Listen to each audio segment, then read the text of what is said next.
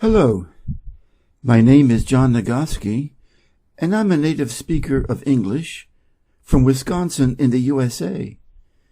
I would like to introduce to you my English reading channel with questions and answers.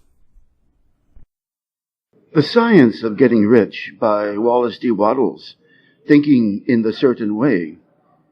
Turn back to chapter 6 and read again the story of the man who formed a mental image of his house, and you will get a fair idea of the initial step toward getting rich.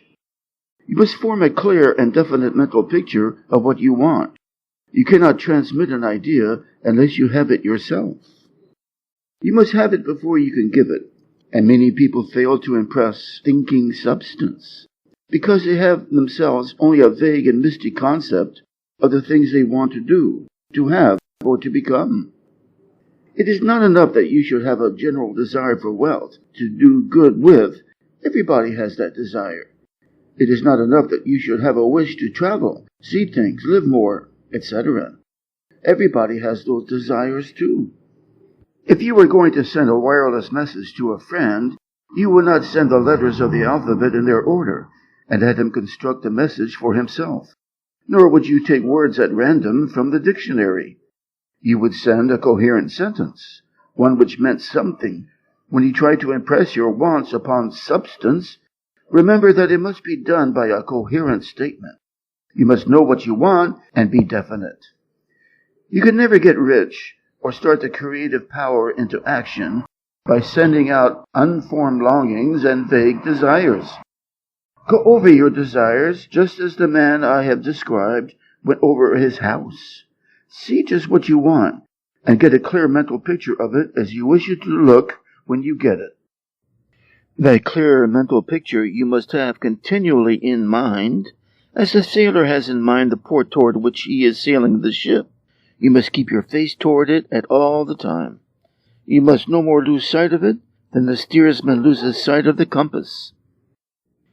It is not necessary to take exercises in concentration, nor to set apart special times for prayer and affirmation, nor to go into the silence, nor to do occult stunts of any kind.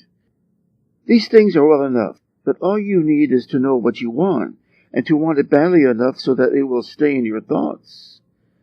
Spend as much of your leisure time as you can in contemplating your picture, but no one needs to take exercises to concentrate his mind on the thing which he really wants. It is the things you do not really care about which require effort to fix your attention upon them.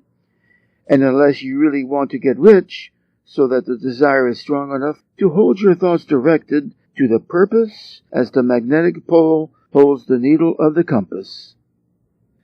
The methods herein set forth are for people whose desire for riches is strong enough to overcome mental laziness and the love of ease and make them work. The more clear and definite you make your picture then, and the more you dwell upon it, bringing it out all in delightful details, the stronger your desire will be, and the stronger your desire, the easier it will be to hold your mind fixed upon the picture of what you want. Something more is necessary, however, than merely to see the picture clearly. If that is all you do, you are only a dreamer, and will have little or no power for accomplishment.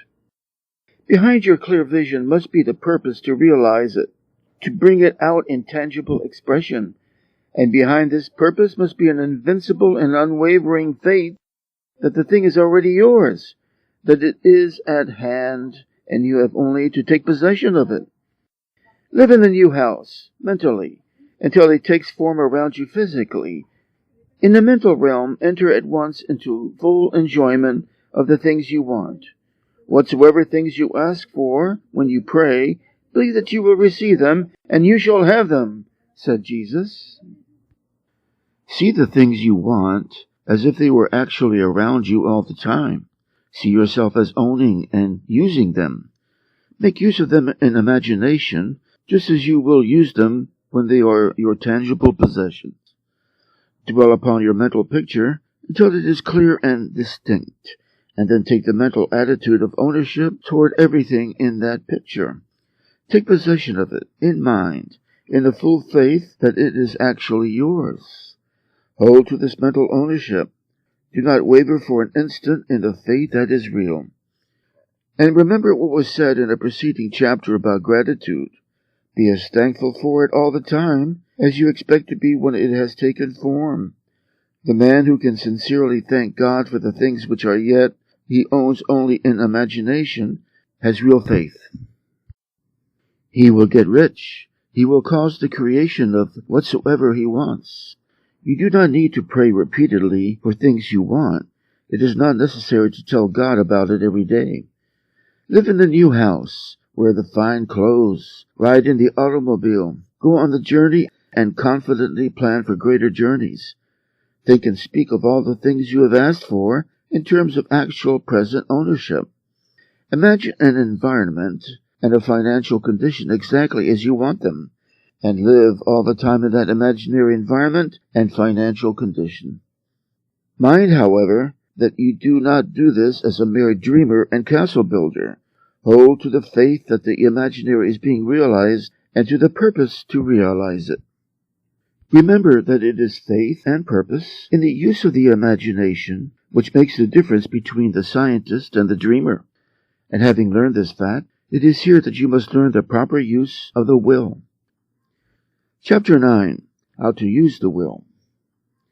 To set about getting rich in a scientific way, you do not try to apply your willpower to anything outside of yourself.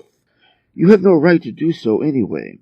It is wrong to apply your will to other men and women in order to get them to do what you wish done. It is as flagrantly wrong to coerce people by mental power as it is to coerce them by physical power.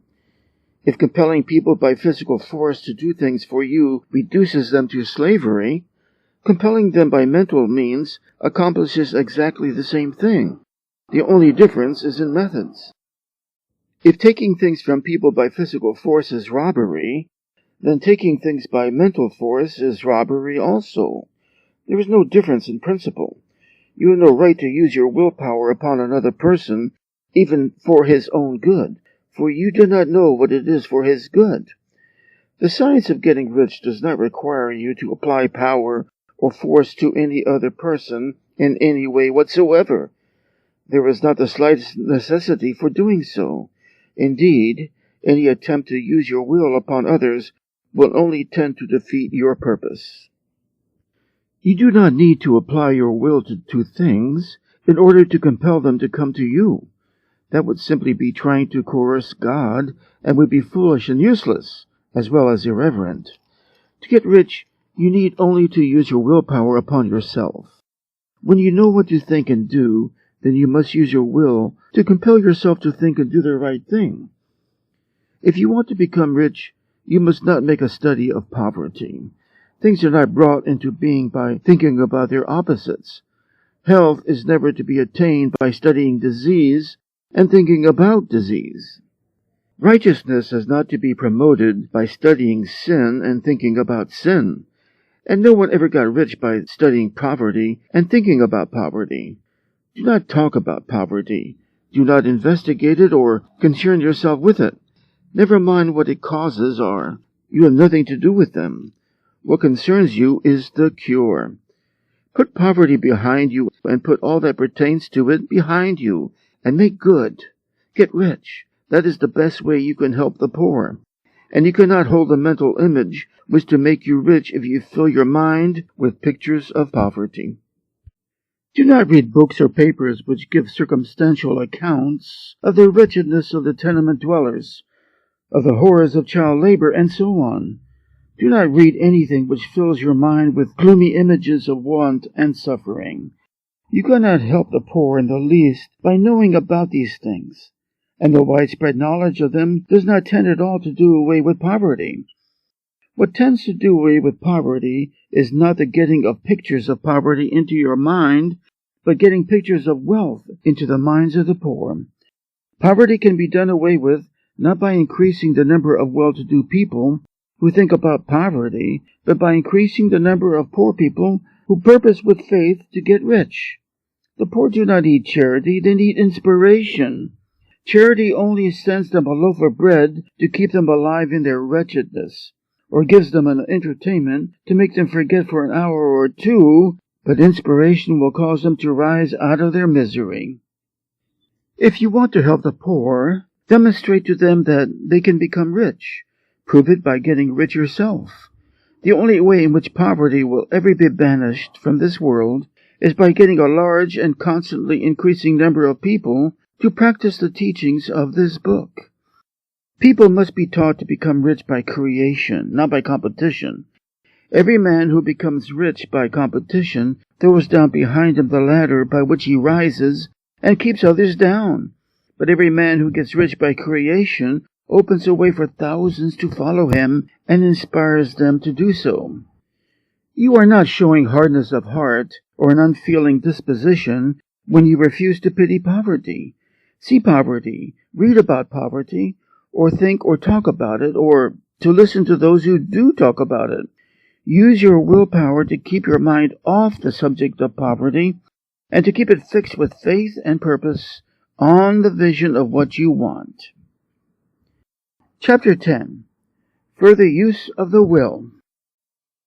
You cannot retain a true and clear vision of wealth if you are constantly turning your attention to opposing pictures, whether they be external or imaginary.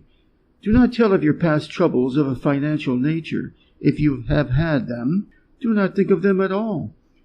Do not tell of the poverty of your parents or the hardships of your early life. To do any of these things is to mentally class yourself with the poor for the time being, and it will certainly check the movement of things in your direction.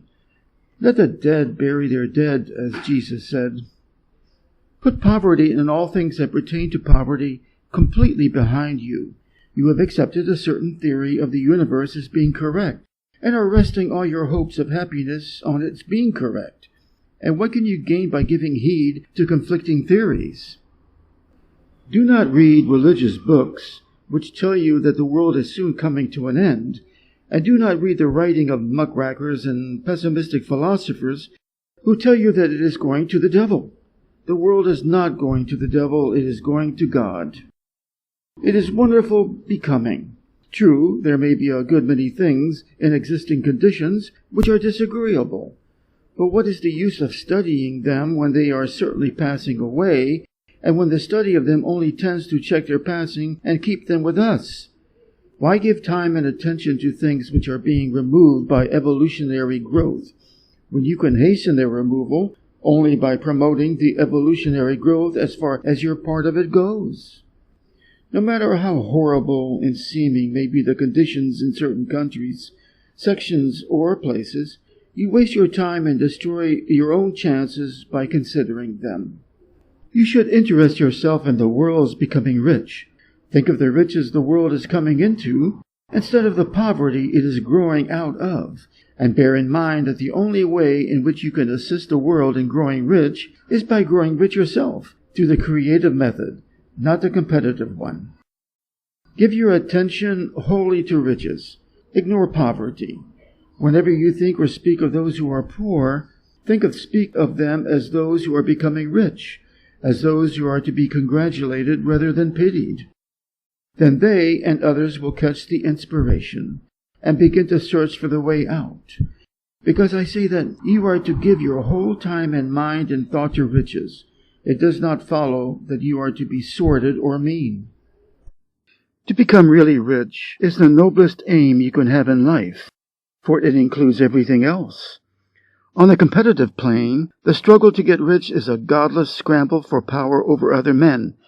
But when we come into the creative mind, all this has changed. You can aim at nothing so great or noble, I repeat, as to become rich, and you must fix your attention upon your mental picture of riches to the exclusion of all that may tend to dim or obscure the vision. You must learn to see the underlying truth in all things. You must see beneath all seemingly wrong conditions the great one life ever moving forward toward fuller expression and more complete happiness. It is the truth that there is no such thing as poverty, that there is only wealth. Some people remain in poverty because they are ignorant of the fact that there is wealth for them, and these can best be taught by showing them the way to affluence in your own person and practice. Others are poor because, while they feel that there is a way out, They are too intellectually indolent to put forth the mental effort necessary to find that way and by travel it. And for these, the very best thing you can do is to arouse their desire by showing them the happiness that comes from being rightly rich. The very best thing you can do for the whole world is to make the most of yourself. You can serve God and man in no more effective way than by getting rich. That is, if you get rich by the creative method and not by the competitive one. Another thing, we assert that this book gives in detail the principles of the science of getting rich. And if that is true, you do not need to read any other book upon the subject. This may sound narrow and egotistical, but consider. There is no more scientific method of computation in mathematics than by addition, subtraction, multiplication, and division. No other method is possible. There can be but one shortest distance between 2 points. There is only one way to think scientifically, and that is to think in the way that leads by the most direct and simple route to the goal. No man has yet formulated a briefer or less complex system than the one set forth herein. It has been stripped of all non-essentials. When you commence on this, lay all others aside, put them out of your mind altogether. Read this book every day, keep it with you, commit it to memory, and do not think about other systems and theories. If you do, you will begin to have doubts, and to be uncertain and wavering in your thought, and then you will begin to make failures. After you have made good and become rich, you may study other systems as much as you please, but until you are quite sure that you have gained what you want, do not read anything on this line but this book, unless it be the authors mentioned in the preface. And read only the most optimistic comments on the world's news, those in harmony with your picture. Also postpone your investigations into the occult. Do not dabble in theosophy, spiritualism, or kindred studies. It is very likely that the dead still live and are near, but if they are, let them alone. Mind your own business. Wherever the spirits of the dead may be, they have their own work to do and their own problems to solve, and we have no right to interfere with them. We cannot help them, and it is very doubtful whether they can help us, or whether we have any right to trespass upon their time if they can. Let the dead and the hereafter alone, and solve your own problems. Get rich. If you begin to mix with the occult, you will start mental cross-currents which will surely bring your hopes to shipwreck. Now, this and the preceding chapters have brought us to the following statement of basic facts. There is a thinking stuff from which all things are made, and which, in its original state, permeates, penetrates, and fills the interspaces of the universe. A thought in this substance produces the thing that is imaged by the thought. Man can form things in his thought, and by impressing his thought upon formless substance, can cause the things he thinks about to be created. In order to do this, man must pass from the competitive to the creative mind. He must form a clear mental picture of the things he wants, and hold this picture in his thoughts with a fixed purpose to get what he wants. And the unwavering faith that he does get what he wants, closing his mind against all that may tend to shake his purpose, dim his vision, or quench his faith. And in addition to all this, we shall now see that he must live and act in a certain way.